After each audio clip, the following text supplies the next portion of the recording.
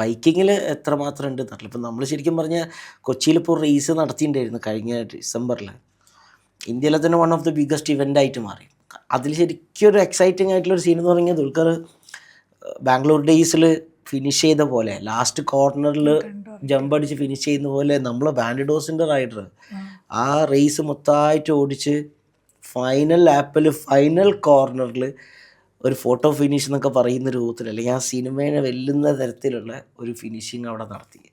അതേ ഒരു style of ട്രാക്കാണ് set ചെയ്തിട്ടുണ്ട്. അതായിരുന്നു ആ വീഡിയോ മറ്റേ സാജിദ്യാഹിയും അവർ രണ്ടുപേരും ഉണ്ടായിരുന്നു, പിന്നെ സിനോജ് വർഗീസും അവരുണ്ടായിരുന്നു. അവർ ത്രൂ ഔട്ട് റേസിൽ ഞാനത് ബാംഗ്ലൂർ ഡേയ്സിന്റെ വീഡിയോ ആണ് ആദ്യം വിചാരിച്ചത്.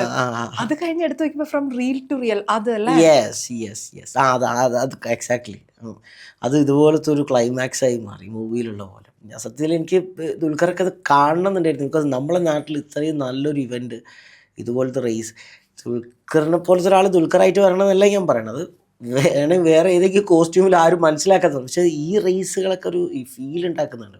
ഇതിനോട് ഇഷ്ടമുള്ള ആളുകളാണല്ലോ അവരൊക്കെ വന്ന് നമ്മളെ നാട്ടിൽ നടക്കുന്നതൊന്നും കണ്ടിട്ടുണ്ടെങ്കിൽ ദാറ്റ് ഈസ് ആക്ച്വലി ഗുഡ്. നമുക്ക് ഈ ഒരു ഇൻഡസ്ട്രീനെ ഗ്രോ ചെയ്യാനും നമുക്കിതൊരു നെക്സ്റ്റ് ലെവലിലേക്ക് കൊണ്ടുവരാം. നമ്മളൊക്കെ ഫ്യൂവൽ ചെയ്യുന്നത് ഇതൊക്കെ തന്നെ. ഇതിലൊന്നും ഒരു പ്രോഫിറ്റ് മേക്കിംഗ് കാര്യങ്ങളല്ല.